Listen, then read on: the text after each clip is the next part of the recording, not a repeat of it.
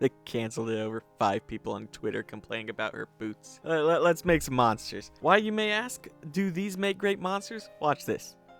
Easy minis. Alright, let's get started. M&Ms are small, colorful creatures that dwell in the land of candy. They are known for their hard candy shell exterior, which protects their soft and gooey organs. They are considered to be quite mischievous, often hiding in plain sight, waiting for unsuspecting victims to come across them. When threatened, M&Ms will band together, forming a tight defensive formation, using their hard shells to protect themselves from harm. They are also known to launch their shells at their attackers, causing confusion and disorientation. Despite their small size, M&Ms are incredibly strong and durable, able to withstand extreme temperatures and pressure. They are also able to survive for long periods without food or water, making them well suited for long journeys. M&Ms are able to reproduce by splitting their shells, revealing new, smaller M&Ms inside. This process is known as mitosis and allows them to quickly multiply and replenish their numbers. This causes great concern in many villages unprepared for such a large threat. The form of these creatures start without having developed their hard shells and are much more akin to oozes. These creatures are sometimes placed into jars by goblins and other evil humanoids. In combat, they will throw these jars to produce an enemy while they escape, or they will be used due to their acidic nature to torture prisoners. The shell left behind by the mitosis is valuable and sometimes used to construct shields and armor. When such armor break, the wearer goes into a state called a sugar rush and often clears out many enemies at once before crashing. Their diet consists of elves and gnomes, which are high in sugar, but when desperate, they are more than willing to diversify. They are known to be quite ferocious eaters and will consume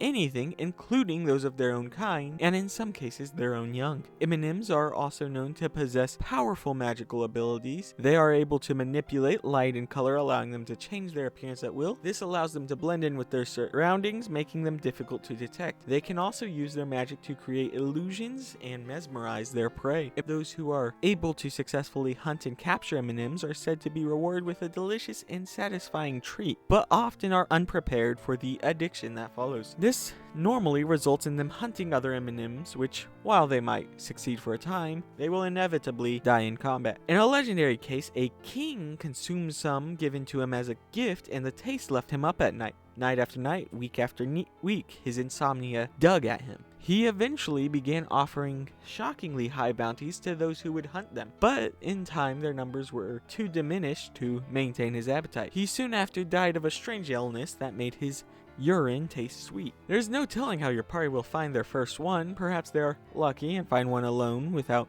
risking a taste. More likely they will be hired to defeat one so that a curious noble can have their first taste. Then hired again to do the same job, but this time it requires going a bit deeper into the wilderness. Then hired again and again. Then inevitably, the noble will no longer have the funding to keep them employed as they hire more and more adventurers to go on more and more M&M hunts. Their taste for elves and gnomes keeps them near such settlements. If they coordinate with one another, it's not unheard of for entire gnome populations to disappear in a single night. Gnomes have a rhyme about this event. A gnome went to a hunting blind, left his family far behind. They fell into a pot of sweets and were devoured by the treats. If you like that, go watch my bug video.